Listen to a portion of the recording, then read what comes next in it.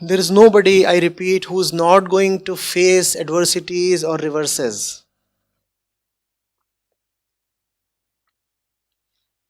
It is your response to those moments that will decide your fate. In victory, everybody is a champion. You must be a champion even in defeat. That's what is needed. Hmm?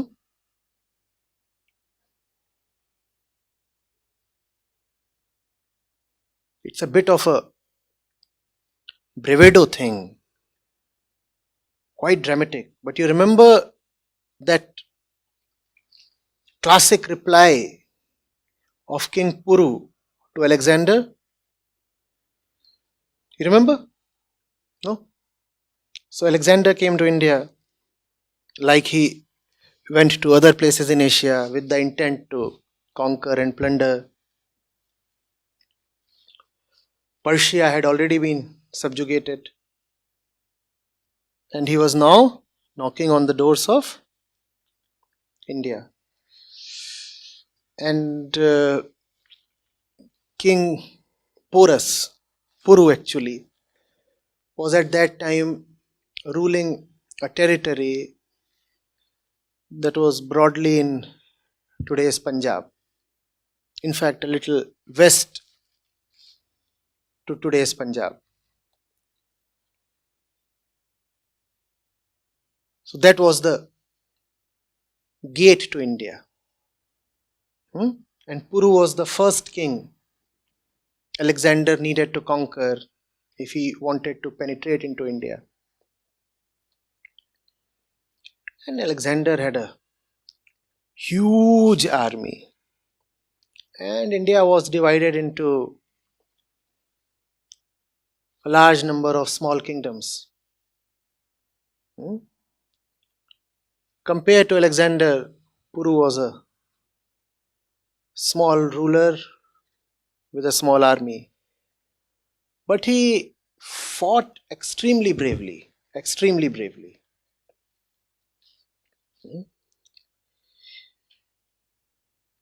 But as was probably inevitable, he was defeated. And then his hands were tied and he was presented in front of the victorious Alexander. And Alexander asks him, "So Puru, how should we behave with you?" And in that moment, when all has been lost, his army is destroyed, his kingdom gone, and he is standing with his limbs tied, Puru replies with his head held high, as a king behaves with another king. Alexander is asking, how should we deal with you? And Puru says, as a king deals with another king. And it was such a stunning reply, as if the fellow has never been defeated at all.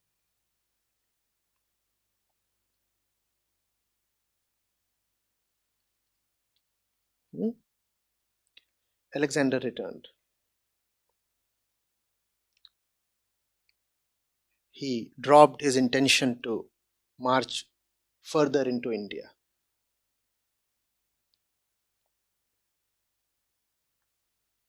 Carry the spirit of victory even in your defeat. That's a bigger victory than victory.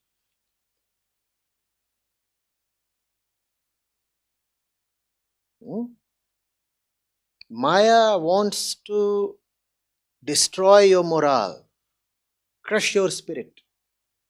Let that not happen.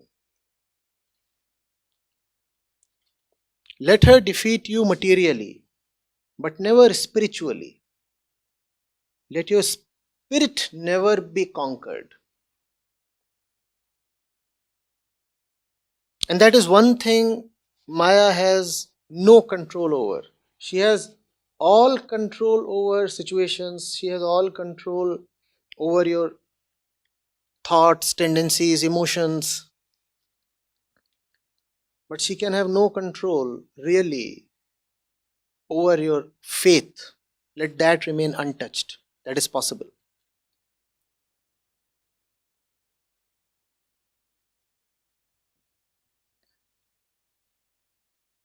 Getting it?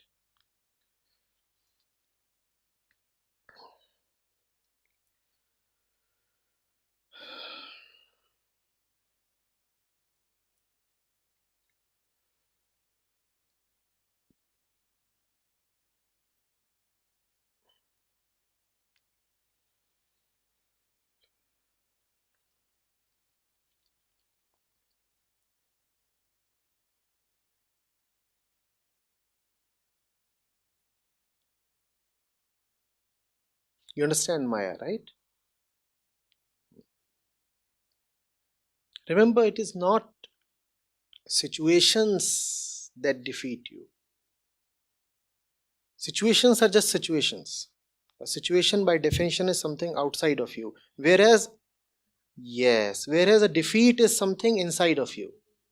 Yes, yes, yes.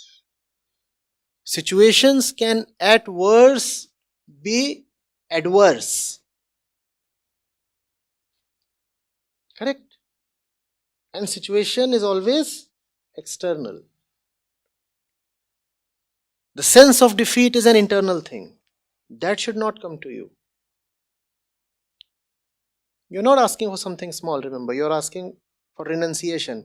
Man is not born to renounce. The way our physical mental constitution is, we are born to stay cursed. As if our body and our mind have hatched a foolproof conspiracy against ourselves. There is nothing in us that is really conducive towards liberation. All the senses, they remain so fond of the world. The mind keeps thinking only of the world. The body feeds on the world and exists in the world. Correct? So then how is it possible for the person to renounce the world? So remember that renunciation is really a very high goal. It is a very improbable thing that you are asking for. And when you ask for something so very exquisite, then you should not expect easy attainment, right? Were you asking for something run of the mill, easy, cheap? Then you could have expected it to be achieved in one shot tomorrow. Tomorrow I'll try and get it. Renunciation, liberation, all those things. Tomorrow itself, yes. Around 8 a.m. in the morning, maybe. Before I finish my breakfast, I'll be liberated. But fortunately, liberation is not something so valueless. It will demand all yourself. And it is guaranteed that there would be a lot of defeats in the process. Relish those defeats. What is it to relish those defeats? What is it to relish those defeats? Even in the defeat, remain a winner. I have been defeated, but the defeat is not final. If I stay alive, I'm going to try. If I don't stay alive, I can't say. Maybe I'll still try.